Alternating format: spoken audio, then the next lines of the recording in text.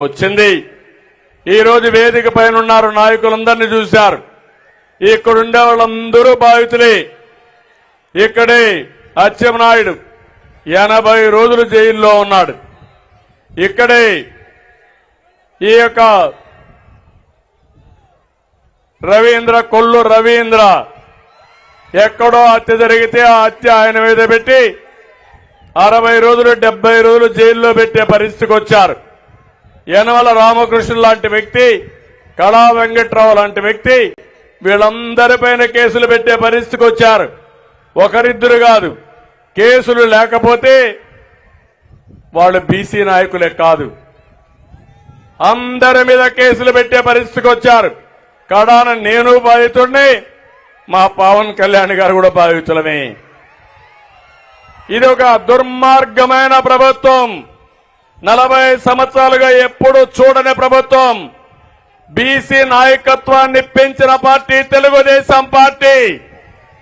BC నాయకత్వం పైన గొడ్డలి వేటు వేసిన పార్టీ వైఎస్ఆర్ కాంగ్రెస్ పార్టీ. నేను అడుగుతున్నా మిమ్మల్ని, ఈరోజు జయరామ్ గారు ఉన్నారు, మంత్రిగా రాజీనామా చేసి తెలుగుదేశం పార్టీకి వచ్చారు.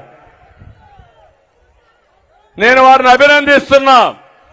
అదే సమయంలో మీరు గుర్తుపెట్టుకోవాలి,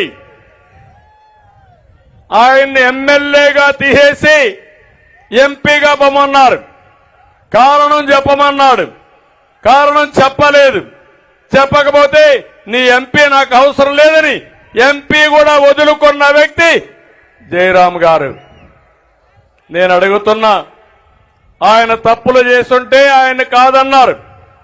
కానీ మీ పెద్దిరెడ్డి కుటుంబ వ్యవస్థ ఉంది, అక్కడ రాష్ట్రాన్ని దోచుకుంటున్నాడు.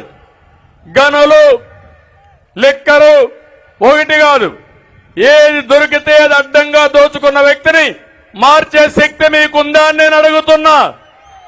సమాధానం చెప్తారా అని అడుగుతున్నా.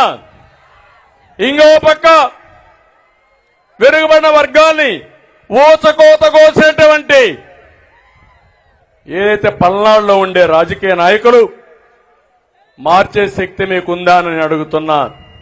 18 మంది బీసీ నాయకులు చెప్పారు, చంద్రయ్యని చంపుతా ఉంటే చంపే మునుపు జై జగన్ను నిన్ను వదిలిపెడతామంటే నా ప్రాణం పోయినా పర్వాలేదు, జై చంద్రబాబు, జై తెలుగుదేశం అని ప్రాణం వదిలాడు.